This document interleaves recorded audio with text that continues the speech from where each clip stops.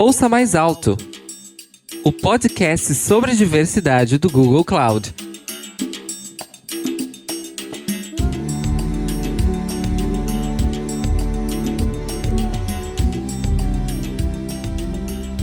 Olá, sejam bem-vindas, bem-vindos e bem-vindes ao segundo episódio do Ouça Mais Alto, o podcast do Google Cloud sobre diversidade na tecnologia.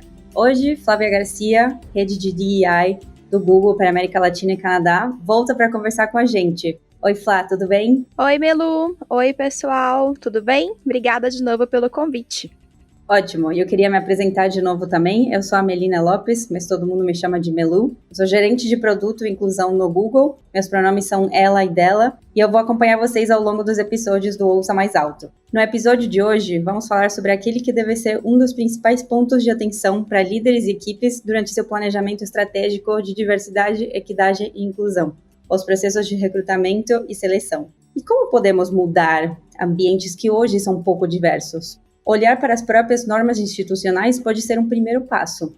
Algumas práticas e procedimentos afetam a captação de profissionais de grupos subrepresentados durante um processo seletivo. Um exemplo é que os jovens negros ainda são minoria no ensino superior brasileiro. De acordo com um estudo publicado pelo IPEA, 36% dos jovens brancos estão estudando ou terminaram sua graduação. Entre pretos ou pardos, esse percentual cai pela metade, 18%. 36% versus 18%. Com mais dificuldades de acesso ao ensino superior, a probabilidade de ficarem de fora de processos seletivos quando tem critérios específicos pode ser um fator que aumenta a subrepresentação desses grupos em processos seletivos, como selecionar candidatos com base em qual instituição do ensino superior frequentou, por exemplo. O programa Next Step foi uma das formas que o Google encontrou para tornar seus processos de contratação mais inclusivos. No Next Step, criamos um programa de estágio dedicado a jovens negros. Além do desenvolvimento prático de suas habilidades, esses jovens também participam de treinamentos e cursos. O Next Step também trouxe um diferencial em suas práticas de contratação. O inglês deixou de ser um requisito para os candidatos do programa. Flá, nos conta mais um pouco sobre a iniciativa e como a remoção desse requisito se mostrou estratégico para esse programa? Claro, Melu. O Next Step é um programa que a gente tem muito orgulho mesmo aqui no Google. Eu acho que é um primeiro passo, foi um piloto importante para a gente testar essa questão do inglês, né? Então, numa empresa multinacional, internacional como o Google, o inglês é muito parte do nosso dia a dia, né, Melu? Desde quando a gente entra, quando a gente ia para o escritório, né, a marcação das salas. Então, foi realmente um teste de quanto a gente conseguiria flexibilizar esse requerimento e a gente foi muito bem sucedido. Agora, com 2 anos de programa, é um programa que deixa de ser um piloto e já está na nossa prateleira de ações que a gente consegue entender como bem-sucedidas para tornar a força de trabalho do Google mais representativa.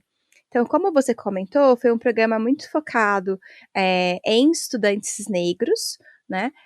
Aqui da cidade de São Paulo, na época que ainda, né, era presencial o estágio, foi focado nisso, e a gente teve 21 estagiários com a gente durante esses 2 anos.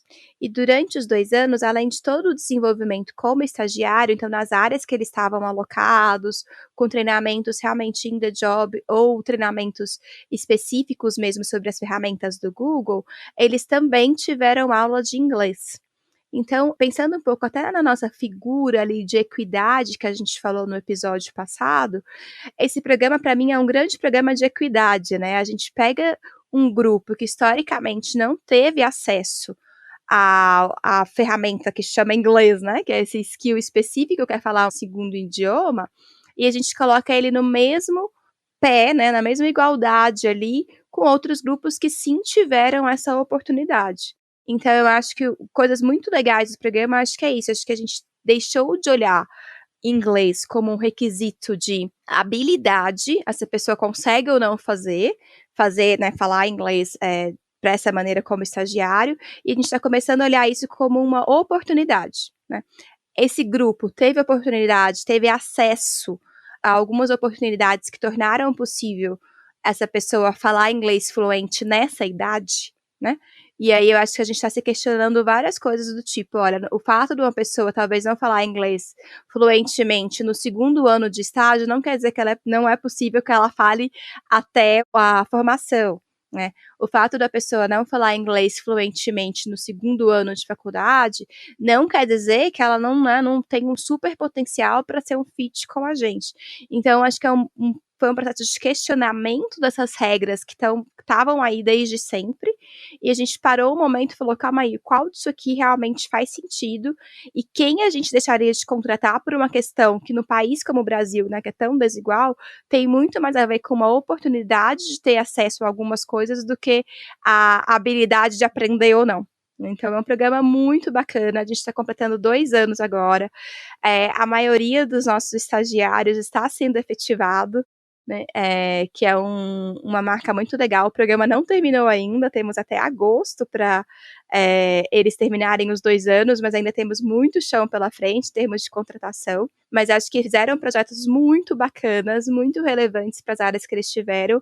Eu acho que foi uma experiência que a gente tem muito orgulho, assim. Foi um programa muito bonito de acompanhar de perto. Que legal, e realmente foi uma instância na qual a gente realmente questionou regras que já estavam estabelecidas, questionou o significado delas e por que a gente não podia também incluir essas outras pessoas que eram super idôneas para participarem do processo seletivo do Google. Tenho uma surpresa para vocês. Queremos compartilhar algumas melhores práticas para recrutarmos talentos de grupos subrepresentados. Estamos aqui com a Ana Nogueira, líder de recrutamento do Google para a América Latina. Ana, como a gente pode desenhar e escrever vagas de tal modo que atraiam talentos de grupos subrepresentados? Muito bem, obrigada pelo convite. Bom, vamos lá. A primeira coisa é você revisar a sua descrição da vaga e garantir que ela tenha uma linguagem inclusiva. Então, por exemplo, ao invés de você usar busco profissionais com experiência em gerenciamento de metas agressivas comerciais, você simplesmente vai focar na habilidade. Busco pessoas, candidatos, com experiência em gestão de metas de vendas. Outro exemplo, quando você estiver revisando a sua descrição de vaga, garanta de que ela é direta e específica. Então, evite siglas para se referir a áreas de negócio ou a produtos, para que todas as pessoas que leiam consigam ter o entendimento do que é o esperado e das habilidades mínimas requeridas. E aí, quando a gente fala com relação, a atrair esses talentos, um ponto que eu acho bastante importante, no Brasil, ainda que diferente de alguns países como, por exemplo, Estados Unidos, onde nós temos universidades focadas, por exemplo, em pessoas negras, universidades focadas em mulheres, nós ainda não temos esse tipo de organizações nesse nível de avanço. Mas nós temos, sim, organizações que são focadas em determinados grupos. Então, faça uma pesquisa do grupo que você quer alcançar. É um grupo LGBT? É um grupo de mulheres? É um grupo de profissionais negros? São pessoas com deficiência, por exemplo? E faça uma pesquisa das associações que você tem interesse e faça uma conexão com elas, porque além de publicar no seu site, no LinkedIn, que acaba sendo a principal rede, a sua marca também pode estar presente nessas associações e alcançar o seu público-alvo. Ótimo, Ana, muito obrigada. Que outras melhores práticas você nos recomenda para atrairmos talentos de grupos subrepresentados? Bom, vamos lá. Então, considerando que você já reviu a sua descrição, que você está publicado, as suas posições abertas estão publicadas aonde está a sua audiência, eu diria que o próximo passo é você revisar como que está o seu site. É a cara da empresa, é o que a gente chama de marca da empresa, marca do empregador, na verdade. Garanta que você tenha, por exemplo, a descrição do que é a sua empresa, de quais são os valores. Hoje em dia, principalmente os grupos subrepresentados, por diversas causas de experiências ruins, é super importante mostrar, o que valoriza na questão de representatividade, por que é importante. Por exemplo, fotos de funcionários. É super legal você conseguir tirar foto do que é a sua força de trabalho. Tem um exemplo que eu gosto de comentar, que no passado nós tivemos um candidato negro que ele compartilhou no processo de entrevistas que ele olhava o site do Google, fazia 2 anos e ele nunca aplicou. E um dia ele abriu a foto do site de carreiras do Google do Brasil e viu a foto de uma mulher negra. E nesse momento ele se sentiu empoderado de aplicar. ele aplicou e, inclusive, essa pessoa acabou sendo contratada e foi quando ela compartilhou essa experiência conosco. Então, mostrar sua força de trabalho. E mesmo se você esteja construindo, mostre a sua força de trabalho, reveja o seu site e garanta que ele tem os valores. Seguido de você revisar como que está o seu site, né, a cara da sua empresa para os seus candidatos, né, é super importante, antes de tudo, para você atrair grupos subrepresentados, você revisar o seu processo inteiro de recrutamento. Revisei a vaga, revisei o site, vou ver como que está o treinamento, a qualificação dos meus recrutadores, as perguntas de entrevista, o treinamento dos entrevistadores. Então vamos lá. Na parte de recrutamento, os recrutadores são a porta de entrada da sua marca com esses grupos. E acreditem em mim, o boca a boca é muito relevante, né? Então, esses grupos, eles têm suas conexões e realmente compartilham. Puxa, minha experiência aqui foi assim. Garantir que o time de recrutamento saiba endereçar, por exemplo, palavras básicas, né? Então, candidatos com deficiência, por exemplo, pessoas com deficiência. A gente fala pessoas com deficiência, a gente não fala, né, o deficiente. Então, conhecer quais são as políticas da empresa, saber também quais são as linguagens adequadas para se usar com determinados grupos. Então, na comunidade LGBT, né? Puxa, eu tenho um homem trans, uma mulher trans. Isso é super importante. Aí a gente vê também um próximo passo, que são as perguntas das entrevistas. Garanta que as perguntas são direcionadas a mensurar habilidades. Tire perguntas pessoais. Então, perguntar se uma pessoa é casada, se tem filho, isso não importa, gente, é muito comum. Parece óbvio, mas no processo precisam todos, recrutadores e entrevistadores, não fazer perguntas pessoais, né? Então, sempre revisar para que as perguntas sejam as mesmas e evitar, por exemplo, um tipo de viés que a pessoa estudou numa universidade que eu considero como elite, eu vou passar aqui a entrevista e fazer mais ou menos. Uma pessoa que vem de uma universidade que eu, no meu viés, considero mais média, aí eu vou sabatinar com 1000 perguntas e etc. Esses são os tipos de vieses. Os entrevistadores são a cara da empresa no final, porque o recrutamento é a porta de entrada. Mas quem compõe a empresa e dá consistência a tudo que foi vendido no processo, no site, é a força de trabalho dos entrevistadores, dos gerentes e dos pares que essa pessoa vai colaborar. Então, é super importante que, em resumo, as perguntas sejam revisadas para que elas sejam consistentes para avaliar as habilidades e não questões pessoais das pessoas, que os entrevistadores, que são realmente o que dão cara e corpo à empresa, toda a consistência, né, daquilo que foi falado no site, foi falado pelo time de recrutamento, que essas pessoas também sejam treinadas sobre o que são os vieses, como isso impacta no fator de decisão deles, para que eles façam decisões justas, né, escolham os melhores talentos e também consigam reter essas pessoas dentro de suas empresas. Muito boa a fala da Ana sobre melhores práticas de recrutamento. Flá, voltando à nossa conversa, quando falamos de práticas de contratação, para você, quais outros fatores podemos olhar para aumentar o acesso de grupos subrepresentados? A gente está pensando globalmente aqui no Google como a gente pode expandir esse acesso de oportunidades de contratação para os grupos subrepresentados. E aí tem várias coisas, né? A gente falou muito do Next Step, que é muito do lado do candidato, né? Como a gente revê os critérios do candidato, mas a gente também tem revisto internamente os nossos processos. Uma coisa muito bacana que o Google tem feito, e a gente já treinou mais de 10 mil Googlers globalmente sobre isso, é sobre o conceito de Cultural Add versus Cultural Fit. O conceito de Cultural Add, ele se contrapõe ao Cultural Fit. Então, no Cultural Add, a gente está buscando pessoas que possam adicionar à nossa cultura. Que então, a gente está buscando conceitos, né, pessoas, experiências que realmente consigam se diferenciar do grupo que a gente tem. Então, é muito nesse conceito de adicionar. Que é uma maneira muito diferente, né, de pensar em processos de contratação. Eu não estou olhando para aquele candidato pensando, ele se adaptaria bem aqui? Tipo, qual fator daquela experiência daquele candidato vai adicionar para a nossa cultura, né? E além disso, a gente repensou em vários processos mesmo do nosso processo de contratação, e a gente tem passos inclusivos durante o processo, desde a descrição da vaga até realmente a todos os passos que a gente passa com o recrutador.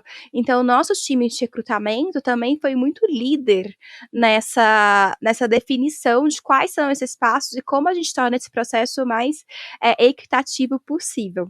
Bem legal, e também pensarmos, né, quais são os grupos ou as identidades complementares dentro do grupo de trabalho que já existe, né? Quando eu tenho um time onde, por exemplo, não tem nenhuma pessoa LGBT, ou nenhuma pessoa com deficiência, nenhuma pessoa negra, nenhuma mulher, ou pouquíssimas mulheres. Então, é interessante pensarmos nessas identidades também para entender quais são as identidades que estão faltando no grupo, né? Com certeza, Melu, com certeza, né? Acho que tem uma claridade, né? E acho que em muitas situações a gente fala de identidade ainda como se fosse um tabu, né? Eu ouço, mas eu posso perguntar isso para uma pessoa?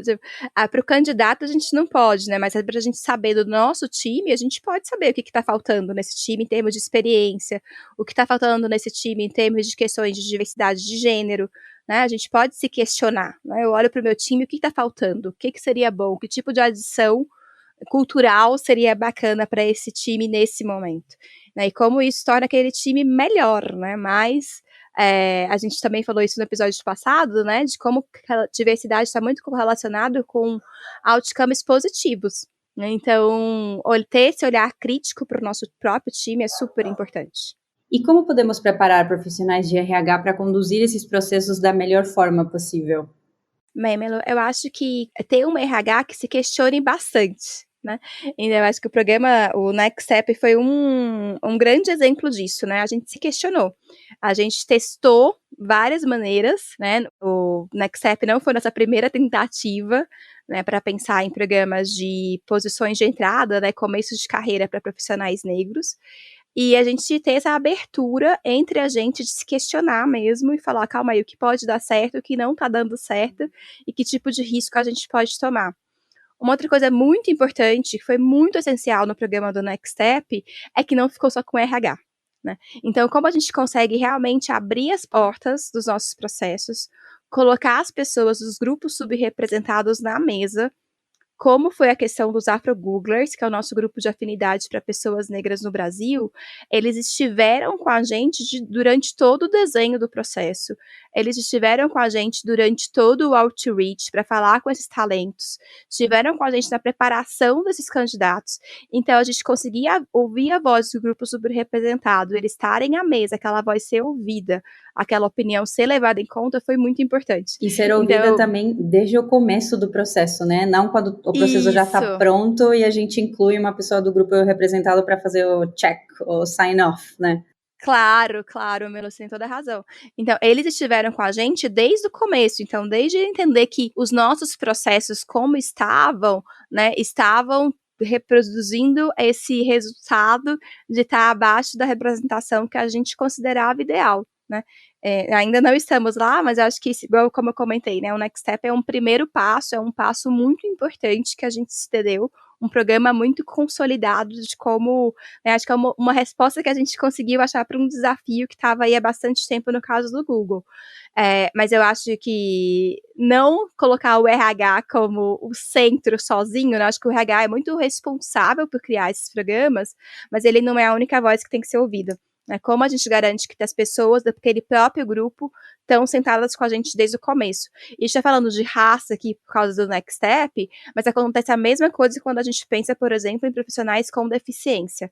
Então, o nosso grupo de profissionais com deficiência também está com a gente desde o começo, desde o desenho ali, pensando quais são os gaps que a gente não está vendo no nosso processo e como esse processo pode ser mais inclusivo para aquele grupo.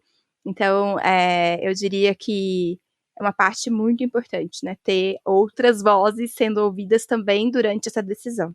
Importantíssimo o papel dos grupos de afinidade dentro da empresa. E a gente falando um pouco, né, das empresas em si, a gente dentro das empresas por si só não conseguimos sarar todos os desafios do sistema educacional de um país. Ao mesmo tempo que é necessário ter em mente que a desigualdade de oportunidade de ensino podem gerar lacunas educacionais e considerar esse aspecto em processos seletivos, também é necessário ter em mente as necessidades operacionais do negócio. porque afinal uma vaga pode necessitar de uma habilidade específica cuja capacitação é de pouco acesso para determinados grupos. Então, como investimentos em qualificação de colaboradores podem ajudar e auxiliar empresas a superarem esses desafios? Mano, você tem toda a razão, assim, eu acho que um programa como o Next Step, a gente não está tentando resolver essa lacuna educacional que tem no país, mas é ser muito, acho que é não resolver, é reconhecer que ela existe, né, e que os nossos processos, se a gente não fizer coisas diferentes, vai reproduzir essa lacuna, né.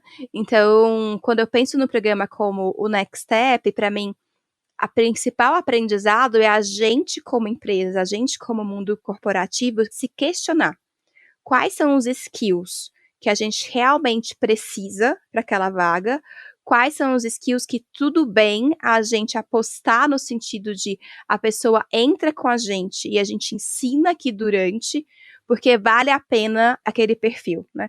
Então eu acho que é um reconhecimento de que os resultados que a gente vê aqui na ponta no processo seletivo, eles são resultados de todo um processo sistêmico, né, que vai muito além de uma organização, ela envolve várias organizações, desde o nosso processo educacional, distribuição de acesso, distribuição de riqueza, né, se a gente for lá atrás, tem tantas questões que são muito mais profundas, e a gente reconhecer que o que a gente está vendo é um pedacinho disso, né. E aí, quando a gente começa a ver os nossos resultados com esse olhar, a gente consegue se questionar. E aí, se questionando, a gente pode ir para a linha de o que eu realmente preciso como profissional, entre sabendo, ou muitas vezes ele não precisa entrar sabendo, mas ele vai entrar com aquele senso de liderança, um senso de conseguir resolver problemas, gostar de resolver problemas, ter um raciocínio lógico desenvolvido, que muitas vezes isso não é só numa linguagem específica de analítico, né? Dá pra gente analisar um problema de várias maneiras. E eu acho que o Next Step tem ensinado isso pra gente, né? Olha, tem skills que vão muito além da oportunidade acadêmica que a pessoa tem, né? A pessoa pode ter um super skill de liderança que foi desenvolvido de uma maneira não tradicional, se a gente pensar nos nossos modelos tradicionais de recrutamento. E aí a gente pode falar, legal, eu topo, né? A gente topa ensinar inglês para esse talento, porque é tão incrível toda a experiência, todo, né, o que a pessoa pode adicionar, voltando àquele conceito de cultural add, que a gente vale a pena rever. Eu acho que é mais por esse lado de o que a gente realmente precisa que uma pessoa entre sabendo versus o que a gente pode ensinar. E se a gente pensar nessas partes mais técnicas, a gente aprende, né? O inglês a gente aprende, né? Agora, a pessoa ter essa curiosidade, a pessoa ter essa vontade de resolver problemas, ter essa experiência de criar soluções, é uma coisa que vem numa bagagem que muitas vezes a gente não consegue medir só entendendo se a pessoa fala inglês ou não. E também naquela idade, né? Porque é isso, né? O fato da pessoa falar inglês fluente com 20 e poucos anos diz muito mais sobre as oportunidades que essa pessoa teve na vida do que sobre a capacidade dela de aprender inglês ou não.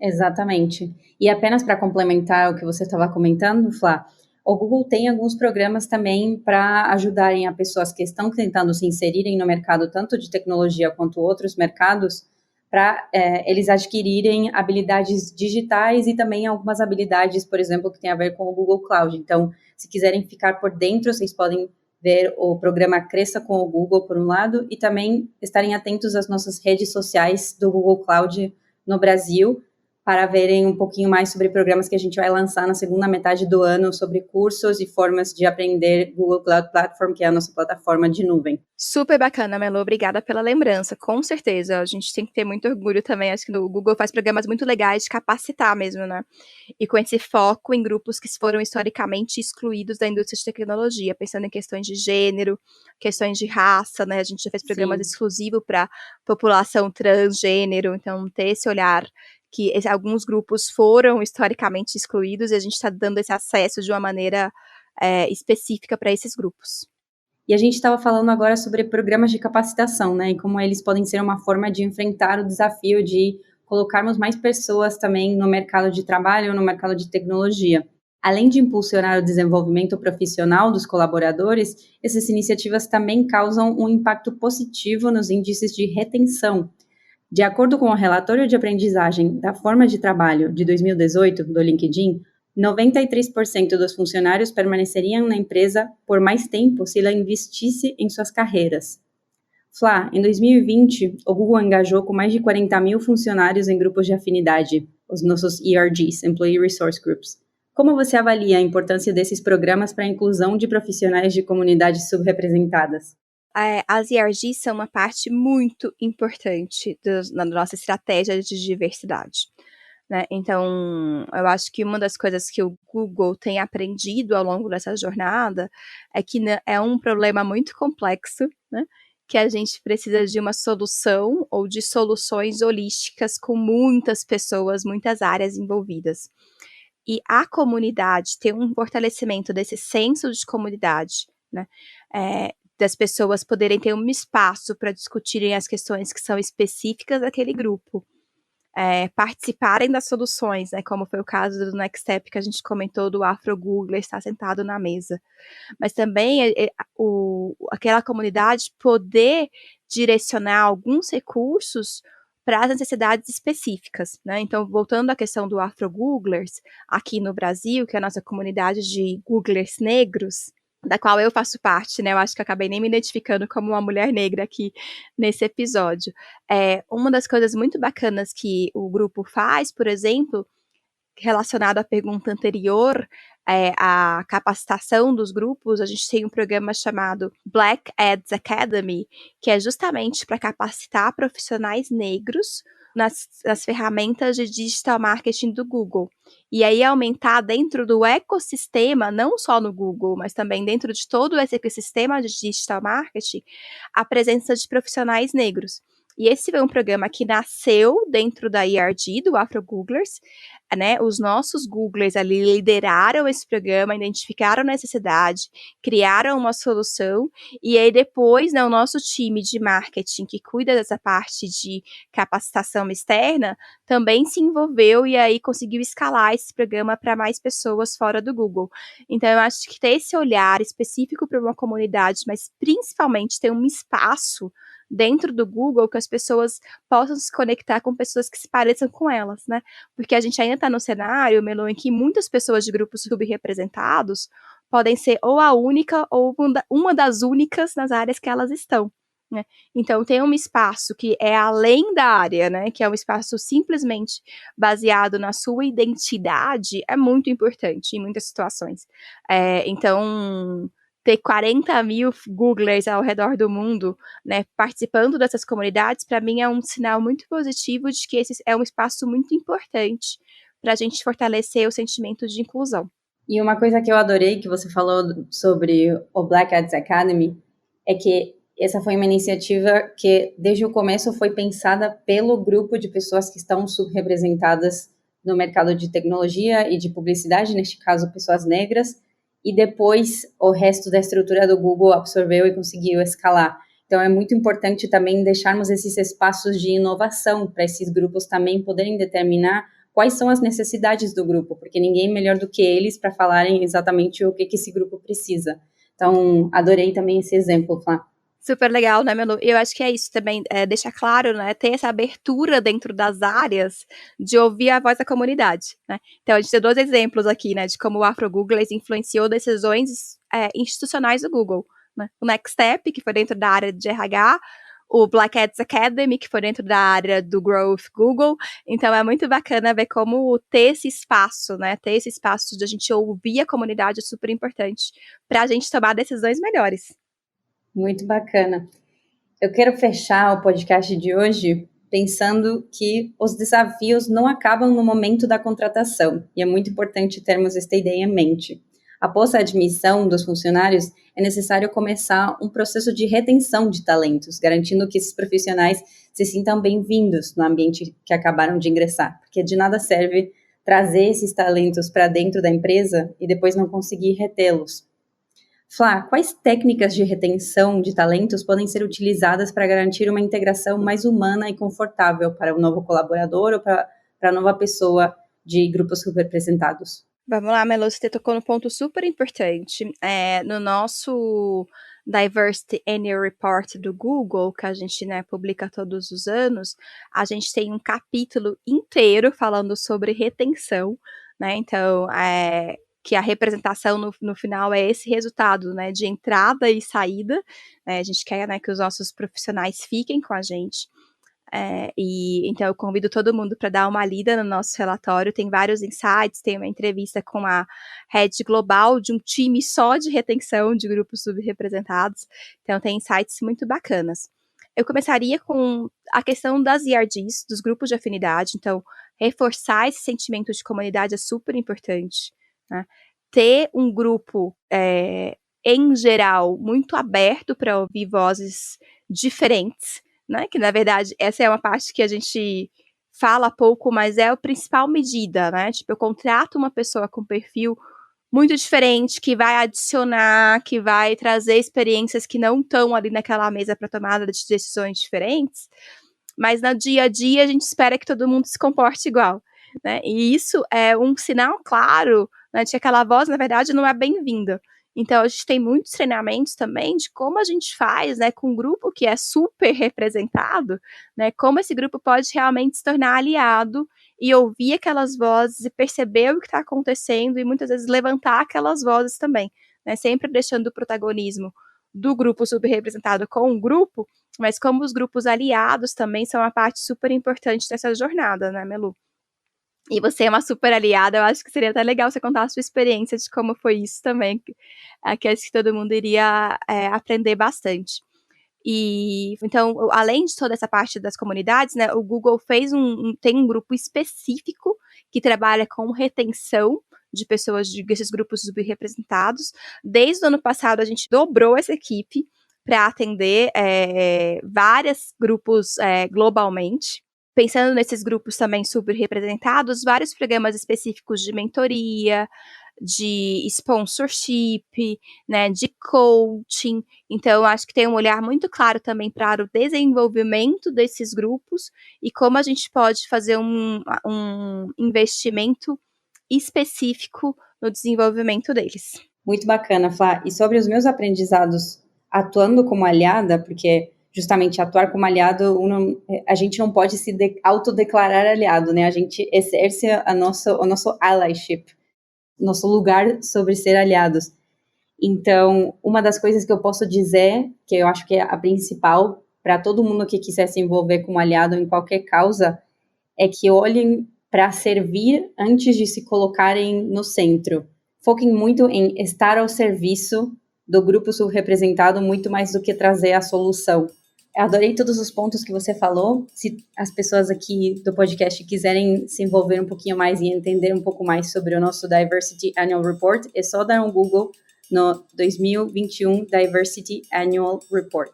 Annual vai com 2 N's e está em inglês.